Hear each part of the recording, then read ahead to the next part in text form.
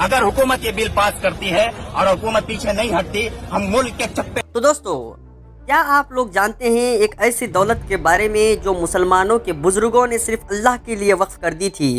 इतनी ज़मीनें, हवेलियाँ, दुकानें, सब कुछ इस उम्मीद पे छोड़ दिया गया था कि ये सारी जायदाद ता क़यामत तक उम्मत के लिए काम आएगी।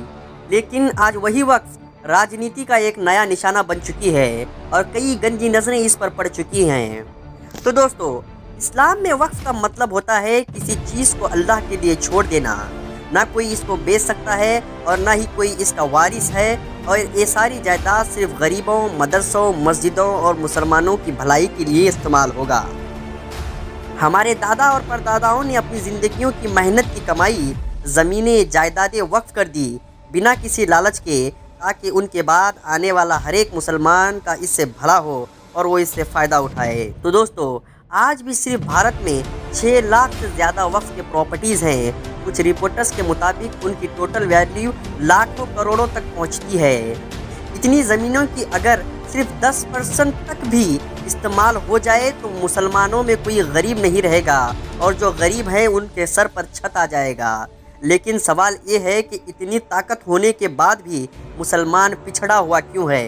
दोस्तों, मुसलमान पिछड़ा हुआ इसलिए है क्योंकि उस जायदाद का सही से इस्तेमाल नहीं हुआ। तो दोस्तों, आज कुछ राजनीति दलाल, खासकर बीजेपी, वक्फ को लूटने के चक्कर में है।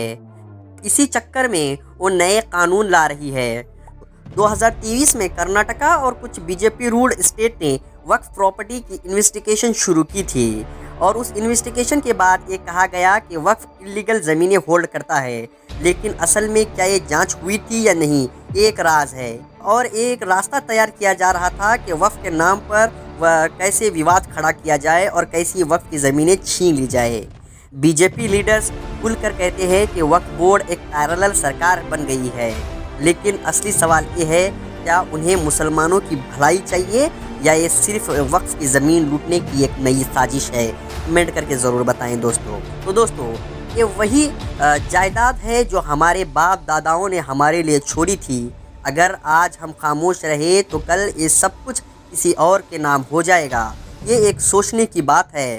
खासकर मुसलमानों, सोचो, अगर ये जायदाद एक बार चली गई तो दोबारा हाथ में नहीं आएगी। दोस्तों, वक्फ सिर्फ एक ट्रस्ट नहीं है, ये एक अमानत है। हमारे बुज़ुर्गों का यकीन है, उनका ईमान है, और अब ये हम पर लाजिम है कि हम इसकी हिफाजत करें और इन राजनीति दलालों के हाथों से हमारी ज़मीनें वापस निकाल लें।